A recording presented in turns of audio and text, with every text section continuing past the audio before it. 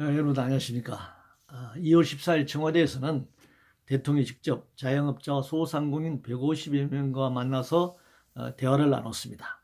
대통령은 자영업자와 소상공인이 어려운 이유로 과당 경쟁, 높은 임대료와 가맹점 수수료, 최저임금 인상이 설상가상으로 어려움을 가중시켰다라고 발표했습니다.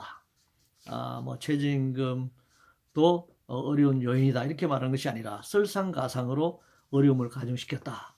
정말 의미심장한 그런 표현을 썼네요. 그러면서 문재인 정부 출범 이후 11조 원의 일자리 안정자금, 6조 원의 경영자금 등 5차례 대책을 발표했다 이렇게 말하면서 향후 22년까지 18조 원의 전용 상품권 발행 등을 여러 가지 정책을 약속했습니다. 그러나 재벌 대기업에서 중소기업 그리고 소상공인과 자영업자로 이어지는 경제의 낙수 효과가 없는 한 이들의 어려움은 해소되지 않을 것입니다.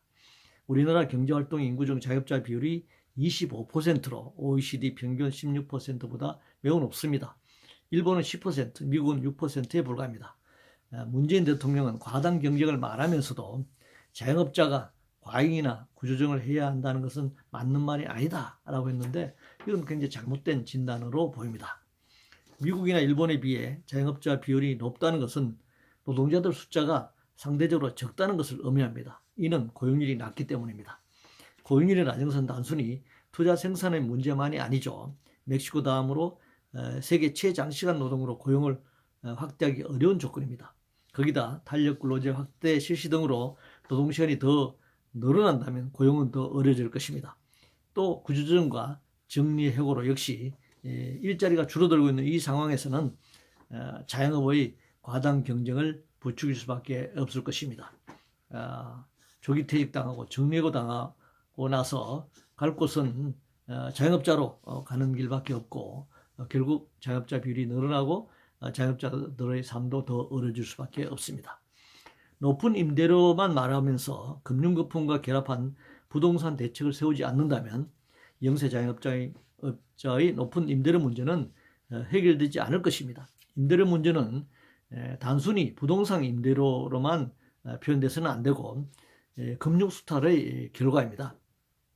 부동산 업자들도 역시 그 부동산을 담보로 한 높은 금융대출, 그 이자 이것과 맞물려 있기 때문에 그렇습니다. 영세 자영업자나 골목 상권을 말하지만 재벌 대기업 마트나 프랜차이즈 구조를 그대로 두고서 자영업자가 경쟁에서 살아남기는 어렵습니다. 결국 최저임금 문제에서 문재인 정부의 한계를 드러냈습니다. 작년 1년 내내 자본은 문재인 정부의 최저임금 정책을 공격했고 실질적으로 최저임금 1만 원 공약과 소득주도 성장 정책을 파탄시켰습니다. 오늘 자영업자와 소상공인이 만난 자리에서 결국 핵심은 이 과당 경쟁과 임대료 문제를 말했지만 가장 손쉽게 이전시킬 수 있는 부분은 최저임금이고 결국 최저임금 정책의 후퇴를 천명한 것입니다.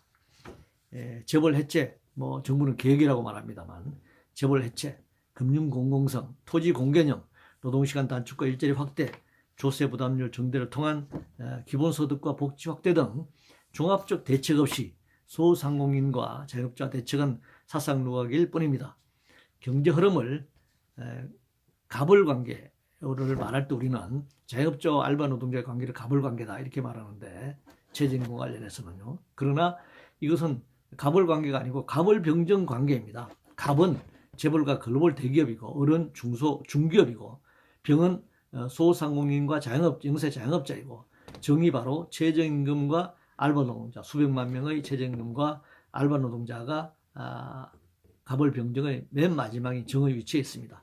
따라서 갑을은 떼내버리고 병정관계로 축소시켜서 결국 낮은 처지에 있는 노동자들의 최저임금을 양보를 강요하는 그런 내용으로 어제 간담회가 이루어진 부분들은 굉장히 유감스럽습니다. 문재인 정부는 지금이라도 이 낙수 효과가 아니라 이 경제가 역류하고 있는 글로벌 대기업, 재벌 대기업이 중기업, 소상공인 자영업자, 노동자, 최저임금 노동자, 알바 노동자들의 빨대를 꽂아놓고 이것이 역류하는 그런 불평등한, 불공정한 빈부격차가 양극화가 확대되는 이런 경제구조를 전면적으로 계획하지 않은 한 어제 아무리 소상공인과 2시간 넘게 대화를 나눴다고 하더라도 이 소상공인과 자영업자들의 문제가